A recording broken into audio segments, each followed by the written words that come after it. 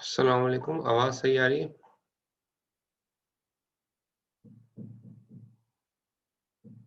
Yes sir, आवाज सही। अच्छा, हम ये एग्जांपल देख रहे थे, इसको इवेलुएट करना है। माय बाइट्स के नाम से एक वेरिएबल है बाइट टाइप का, और एरे वेरिएबल है, इसके अंदर 80, 66 और A5 हेक्सा के।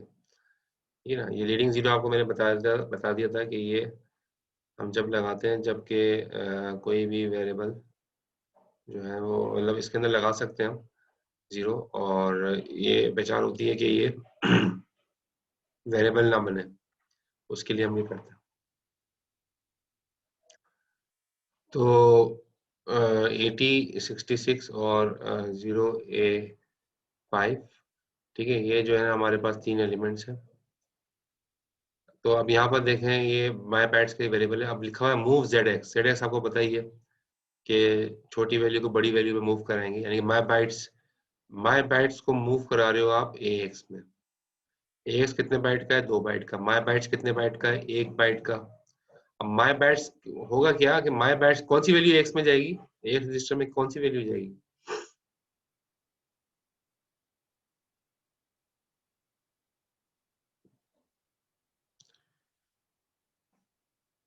हमने अगर ये स्टेटमेंट लिखा तो एक्स रजिस्टर में कौन सी वैल्यू जाएगी? 80। अलीना ने सही बताया, बिल्कुल 80, ठीक है। 80 एक्चुअली मूव जो है वो मूव होगी वैल्यू माई बाइट्स की एक्स रजिस्टर में। तो बाकी मानदा में 0 आ जाएगा, जाहिर है, क्योंकि 1 बाइट का है, 80 1 बाइट का है, ठीक है। तो ये एक्स को मूव करा रहे हो आप, एक्स कितने बाइट का? 2 बाइट का। तो बाकी में 0 ZS करना जरूरी है, वरना फिर गार्बेज ऐड हो जाएगा, ठीक है। तो छोटी वैल्यू को जब बड़ी वैल्यू मूव, बड़े रजिस्टर में मूव कराओ, तो उसके अंदर जरूरी है कि आप ZS कर दो। अच्छा, फिर आप लिखो मूव BL कॉमा माई बाइट्स प्लस 1। अच्छा, माई बाइट्स प्लस 1, माई बाइट्स प्लस 1 का मतलब क्या हो गया? ये तो 0 हो गया, 0 बाइट पे था ये। प्लस 1 का मतलब ये होगा, ठीक है, 66। माई बाइट्स प्लस 1 का मतलब ये अगला बाइट 66।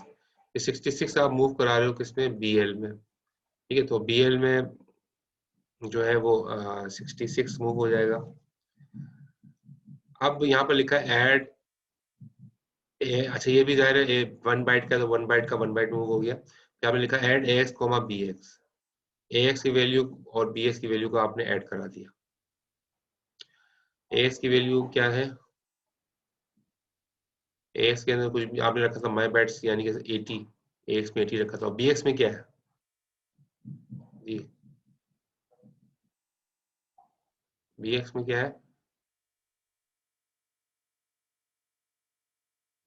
कौन बताएगा BX में क्या है? 66। सही बताया, 66 है। 66 BX में, क्योंकि BL में 66 था ना, तो हम कहेंगे BX में भी 66 है।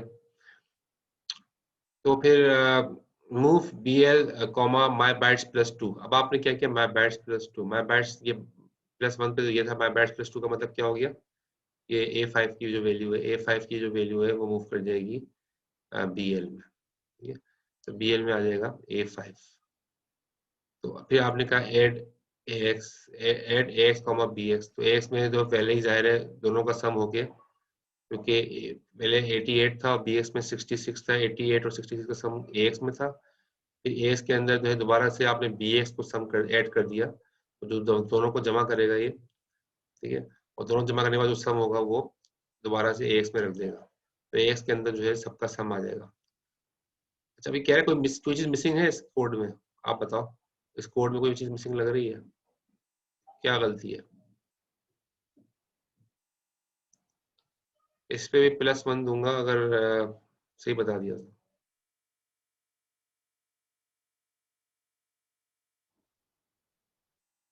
जो पहला रेस्पॉन्ड करेगा।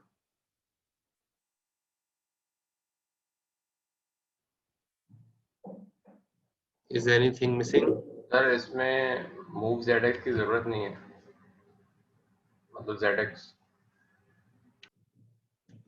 मूव ZX की पहली लाइन पे कह रहे हो? Yes sir. जरूरत तो है ना भाई, बाय बाइट छोटी वैल्यू है, एक्स बड़ा बड़ा जो है 2 बाइट का, बाय बाइट से 1 बाइट का है, बाकी में तो फिर गार्बेज आ जाएगा ना, इसलिए ZX जरूरी है ताकि गार्बेज हट जाए, बाकी में सब में 0 आ जाए, ये तो चाहिए। जी, क्या कोई मिसिंग क्या है?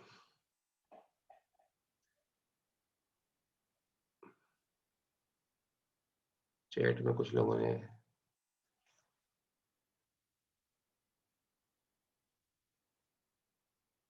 इन्होंने BA को BX के बराबर नहीं किया। माई बाइट्स +1 1 बाइट का था, तो जरूरी नहीं है, हमने 1 बाइट की वैल्यू 1 बाइट में मूव कराई है। मूव BA भी तो हो सकता है ना, 1 बाइट की वैल्यू 1 बाइट मूव हो रही है।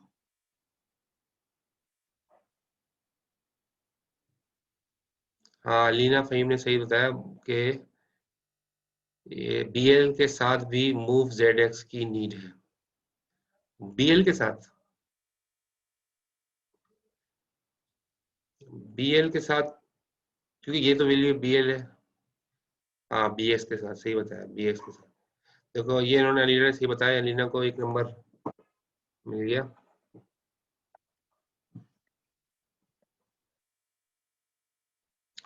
अलीना ने बहुत किए हैं, बहुत सबसे ज्यादा रिप्लाई मेरे ख्याल में इन्होंने ही किए हैं, लेकिन जो बोनस वाले थे वो अभी पहला मार्क्स ही लिया है इन्होंने।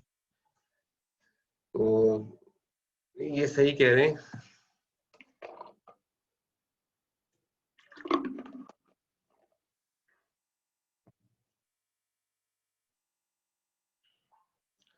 उसमें एरर ये है, ठीक है, move 0 to BX before the move ZX instruction. देखो मूव ZX इंस्ट्रक्शन जो है ना, BL आपने BL में तो मूव करा दिया, ठीक है, BL आपने यहाँ BL तो मूव करा दिया, लेकिन आप क्या कर रहे हो यहाँ पे, एक पेन से, यहाँ पर आप दोनों को ऐड करा रहे हो, AX BX को ऐड करा रहे हो।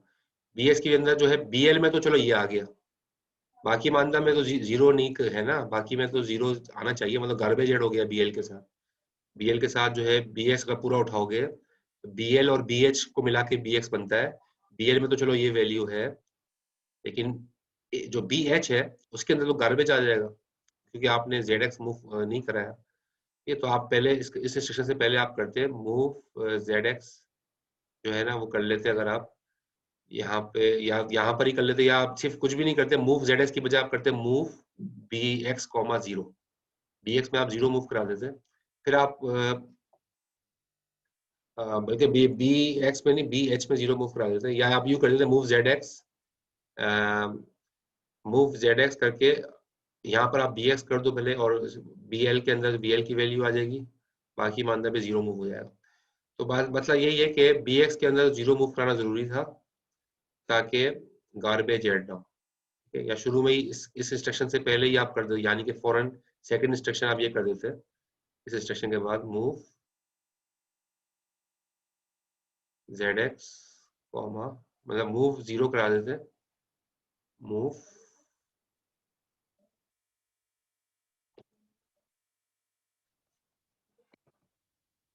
ऐसे करते मूव BX, 0। ये काम कर लेते बस, तो bx पूरा 0 हो जाता। फिर आप भले ही मूव करा देते bl के अंदर, ये फिर इसके बाद भले ही bl में होता, बाकी मानदंड में तो 0 रहता है ना, क्योंकि आपने bx में 0 करा दिया था, ये गार्बेज खत्म हो जाता। ठीक है, क्लियर हो गई ये वाली बात?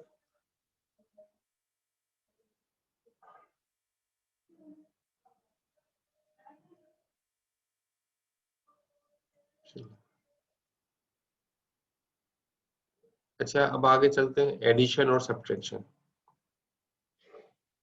एडिशन और सब्ट्रैक्शन के अंदर कैसे क्या क्या चीजें इन्वॉल्व है, ये देख लेते हैं। कुछ ऑपरेटर्स हैं, इंक्रीमेंट और डिक्रीमेंट इंस्ट्रक्शंस हैं, ठीक है, इंक्रीमेंट डिक्रीमेंट इंस्ट्रक्शंस हैं, ऐड और सब्ट्रैक्ट की इंस्ट्रक्शंस हैं, नेगेटिव इंस्ट्रक्शन है, ये सारी चीजें पढ़ते हैं। इंक्रीमेंट इंस्ट्रक्शन, ऐड वन या इंक्रीमेंट या डिक्रीमेंट इंस्ट्रक्शन, ये वही है जो आप सी शार्प में या सी प्लस प्लस में आप करते हो ना, प्लस प्लस। प्लस प्लस का मतलब है कि एक का इंक्रीमेंट हो जाता है, या माइनस माइनस करते हो तो एक का डिक्रीमेंट हो जाता है।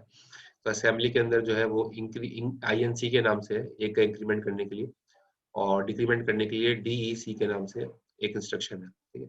तो इसका सेंटेक्स यही है, इंक्रीमेंट इंस्ट्रक्शन, इंक्रीमेंट करो डेस्टिनेशन का नाम, ये तो डेस्टिनेशन के अंदर जो भी होगा उसमें एक का इजाफा हो जाएगा, या डिक्रीमेंट करो डेस्टिनेशन का नाम, तो डेस्टिनेशन में जो भी होगा उसमें एक का डिक्रीमेंट हो जाएगा। अब इसको एग्जांपल से भी आप समझ सकते हो, जैसे यहाँ पर एग्जांपल है।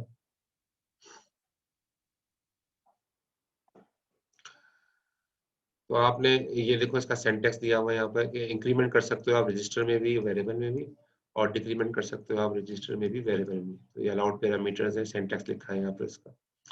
अच्छा, अब यहाँ नीचे देखो, इसमें लिखा है डॉट डेटा और माई वर्ड वर्ड 1000 हेक्सा का। तो माई वर्ड जो है आपने एक वेरिएबल बनाया, 1000 से इसको इनिशियलाइज किया। डॉट कोड में जाके आपने लिखा इंक्रीमेंट माई वर्ड, तो माई वर्ड में एक का इजाफा कर दिया, तो पहले 1000 था तो क्या बन गया, अब ये 1001, एक का इजाफा हो गया, इंक्रीमेंट हो गया। फिर आपने क्या, मूव bx के अंदर माई वर्ड, तो bx में जो है वो माई वर्ड मूव कर गया, तो माई जाहिर है bx में 1001 आ गया। ये फिर आपने लिखा डिक्रीमेंट bx, तो 1001 से दोबारा एक की कमी होगी, तो 1001 था bx में, अब क्या हो जाएगा, दोबारा 1000 हो जाएगा, तो एक का जो है ना, एक की कमी हो गई।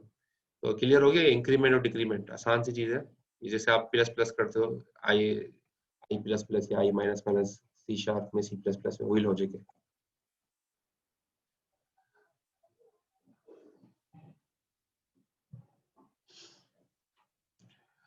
अच्छा जी, आगे चलते हैं।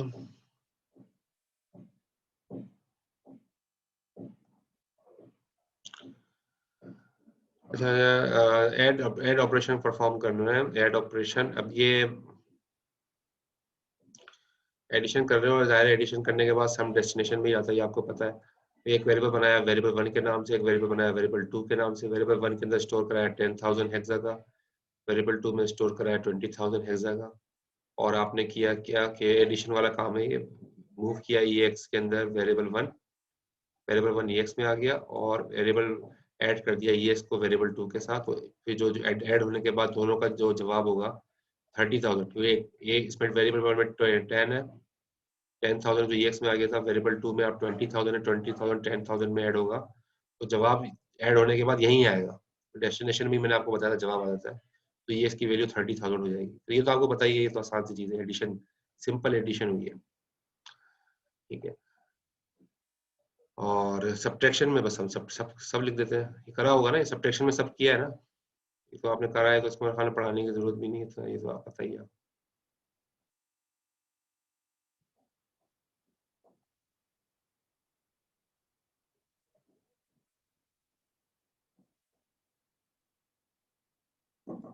अच्छा जी।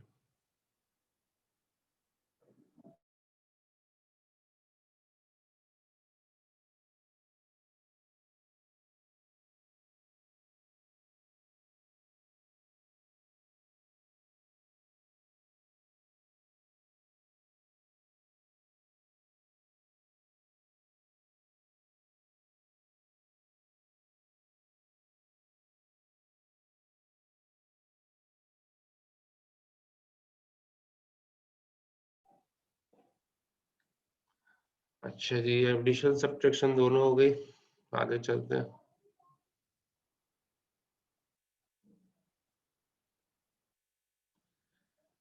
और यहाँ पर है दिखाया ये 4 है, ठीक है, और 4 में यानी कि आपने करना ये कि 4 - 1 करना है।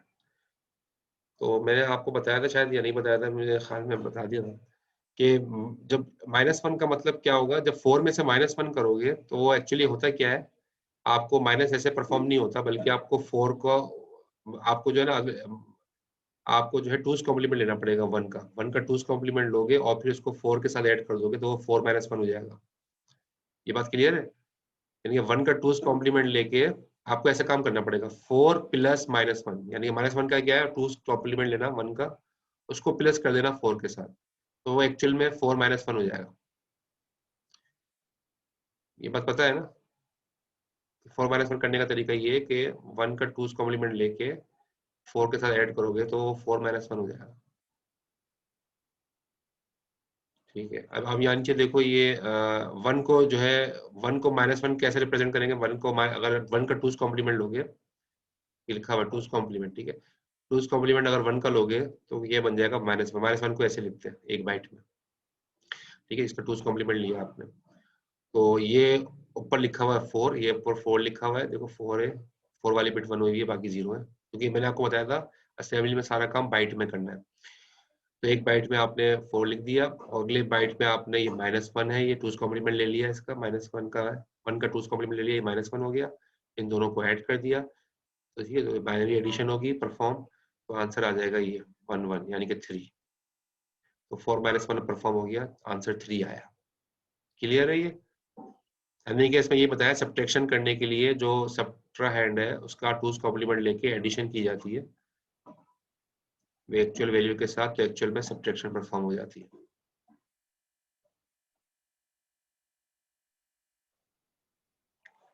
नेगेटिव इंस्ट्रक्शन, अच्छा नेगेटिव इंस्ट्रक्शन जो है ये इसके अलाउड पैरामीटर्स है, नेगेटिव आप रजिस्टर के साथ भी यूज कर सकते हो, नेगेटिव इंस्ट्रक्शन आप वेरिएबल के साथ भी, मेमोरी का या मेमोरी है तो आप वेरिएबल के साथ भी जो है वो नेगेटिव इंस्ट्रक्शन को यूज कर सकते हैं। इसका काम क्या है? नेगेटिव इंस्ट्रक्शन का काम ये है कि it reverses the sign, sign को रिवर्स कर देगा। जो नंबर के साथ साइन एसोसिएटेड होगी, प्लस वैल्यू को माइनस कर देगा, माइनस वैल्यू को प्लस कर देगा। तो कैसे करता है? 2's कॉम्प्लीमेंट ले लेता है, जो भी नंबर होता है ना उसका 2's कॉम्प्लीमेंट ले लेता है, तो जाहिर है उसकी साइन चेंज हो जाती है, प्लस होती है तो माइनस हो जाती है, माइनस होती है तो प्लस हो जाती है। और ठीक है, तो 2's कॉम्प्लीमेंट लेवल को 2's कॉम्प्लीमेंट का तरीका आपको आता ही है, सारी बिट्स को रिवर्ट करके +1 करते हैं, उसको 2's कॉम्प्लीमेंट कहते हैं। तो नेगेटिव का यही काम है कि ये साइन चेंज कर देता है बाय टेकिंग 2's कॉम्प्लीमेंट। ठीक है, तो आप जैसे इसकी एग्जांपल आप यहाँ पर देख लो, यहाँ पर एक, अच्छा ये बड़ा इंपॉर्टेंट स्लाइड है, बड़ा गौर से और सही तरीके से समझे इसको, एग्जाम में इस तरह का मिलता जुलता सवाल आ सकता है।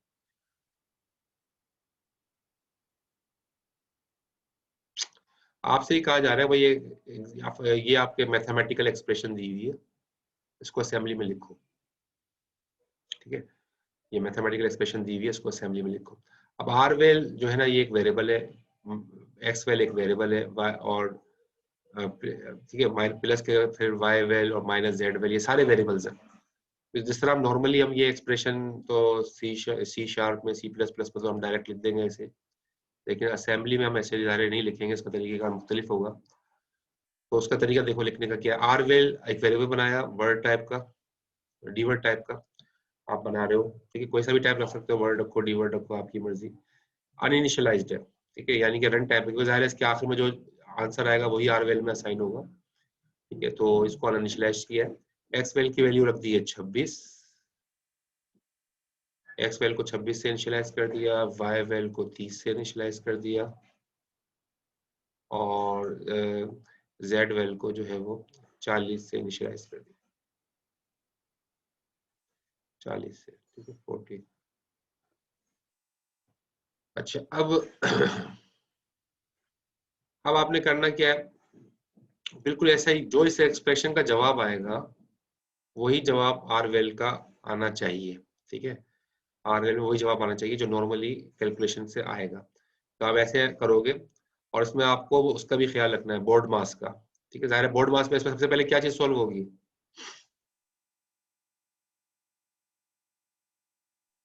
इस एक्सप्रेशन में जो ऊपर दी हुई है, y वैल्यू और z वैल्यू से माइनस होगी। हाँ बिल्कुल, ब्रैकेट ब्रैकेट सॉल्व होगा। सही है, बिल्कुल सही बताया, ब्रैकेट पहले सॉल्व होगा, ब्रैकेट पहले सॉल्व होगा।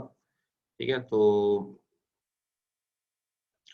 आ, वही बता रहा हूँ आपको, बोर्ड मास का ख्याल रखना है। ठीक है, जब मल्टीप्लाई है तो मल्टीप्लाई पहले करना है, मल्टीप्लाई और डिवाइड की प्रेसिडेंस सबसे हाई है, बल्कि सबसे हाई तो एक्सपोनेंट की होती है, ये तो आपको पता ही होगा, एक्सपोनेंट की प्रेसिडेंस सबसे हाई होती है, जो पावर होता है।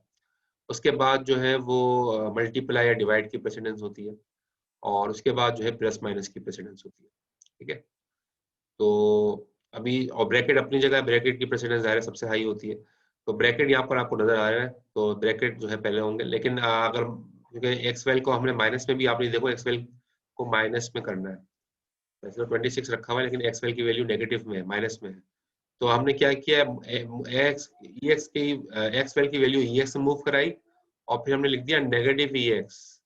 तो ये होगा क्या, ये 26 -26 में कन्वर्ट हो जाएगा ना, क्योंकि यहाँ तो 26 रखा था एक्स वेल में। लेकिन जब आपने इसको नेगेटिव ई एक्स कर दिया, तो ये मैंने आपको बताया था साइन चेंज करता है, तो ये पॉजिटिव 26 जो है नेगेटिव 26 हो जाएगा, ई एक्स में आ गया नेगेटिव 26। फिर इसके बाद आपने, अब ज़ाहिर है ब्रैकेट वाला काम जैसे आपने पहले बताया वो बिल्कुल सही बताया, ब्रैकेट करेंगे तो वाई वेल की वैल्यू आपने ई बी एक्स रजिस्टर में मूव कराई, एक रजिस्टर का नाम है E B X, Y val आपने वहां मूव करा दिया, जेड वेल को आपने ई बी एक्स में मूव करा दिया, बल्कि सब्ट्रैक्ट करा दिया। यहाँ आपने क्या किया, सब्ट्रैक्ट किया है जेड वेल को, जेड वेल की वैल्यू को आपने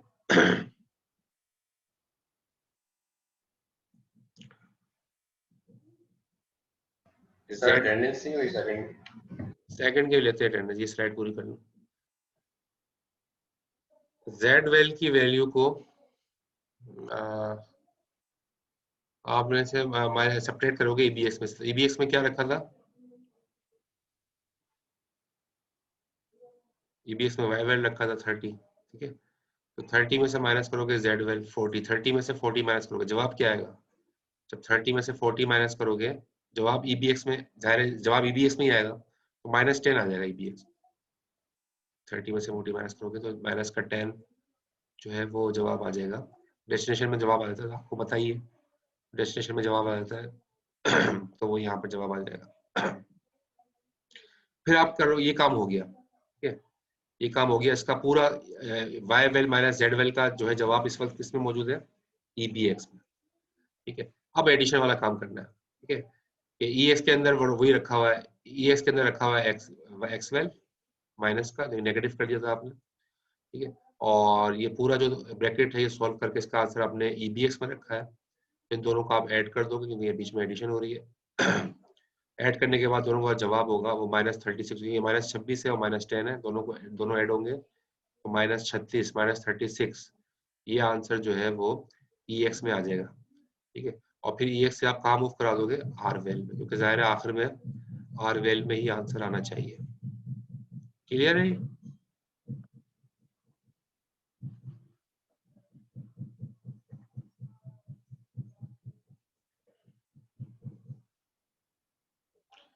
इस तरह का क्वेश्चन, कोई भी मैथमेटिकल एक्सप्रेशन आ सकता है एग्जाम में। ठीक है, आप फिर इस तरह का कोड लिखोगे पूरा, और हो सकता है इस सवाल में ये भी लिखा हो कि आउटपुट दिखाओ, हाँ, जैसे हर लाइन का आउटपुट दिखा रहा है ना, इस लाइन का आउटपुट 26 आ रहा है, इस लाइन का आउटपुट -10 आ रहा है, ई एक्स में 10। तो ये भी हो सकता है सवाल में लिखा हो कि कमेंट्स के अंदर आप अपनी जो कैलकुलेशन करते जा रहे हो कमेंट्स के अंदर, वो कमेंट के अंदर शो कराते जाओ। ठीक है, तो इस तरह से आपको फिर जो है कोड लिखना पड़ेगा एग्जाम में, और कोई भी मैथमेटिकल एक्सप्रेशन यहाँ पर दिया जा सकता है। अच्छा जी, अब ये वैल्यूज है, अब ये अगली एग्जांपल दी है, your turn. Translate the following expression into assembly language. Do not permit xvel, vvel, yvel to be modified. ठीक है, यानी कि xvel, yvel और zvel जो है ना वो मॉडिफाई नहीं करें, और उसको जो है वो उसका कोड ये रहा। ठीक है, अब इसके अंदर कोई वैल्यू नहीं रखवाई, बस सिंपल सी बस ये कहा ये कर दो, ये काम जो दिया हुआ है यहाँ पे।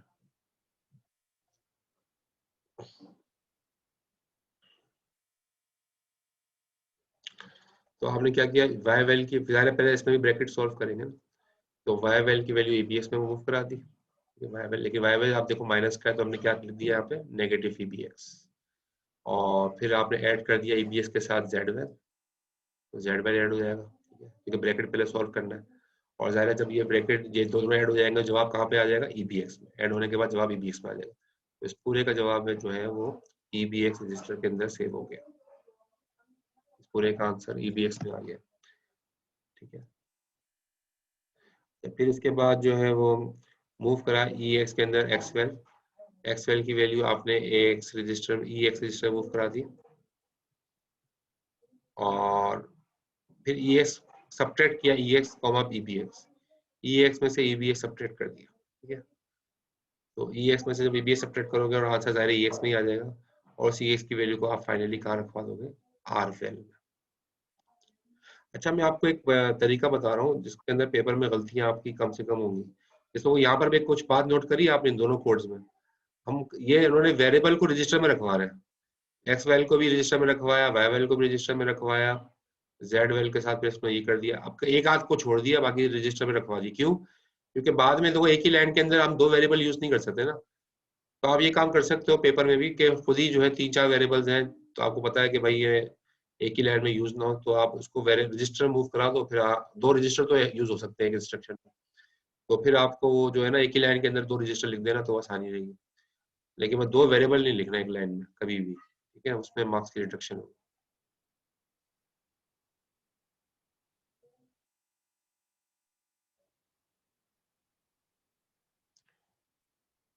अच्छा जी,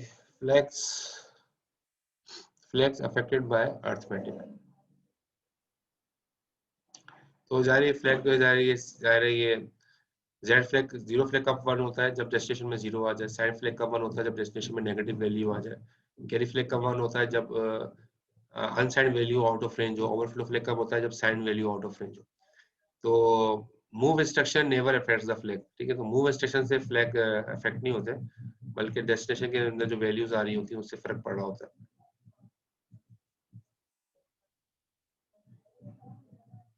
अभी पेपर के हवाले से तो मैं रिपीट नहीं करा सकता, पहले ये कंप्लीट करना है ना, कंप्लीट करेंगे तो फिर इसके बाद बात होगी, ये आपका चैप्टर आ रहा है पेपर में।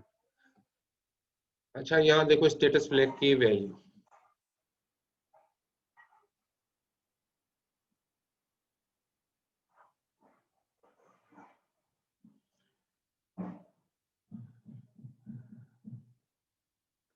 अच्छा 2 मिनट 3 मिनट का ब्रेक लेते हैं, फिर स्टार्ट करता हूँ मैं 2-3 मिनट का, ठीक है।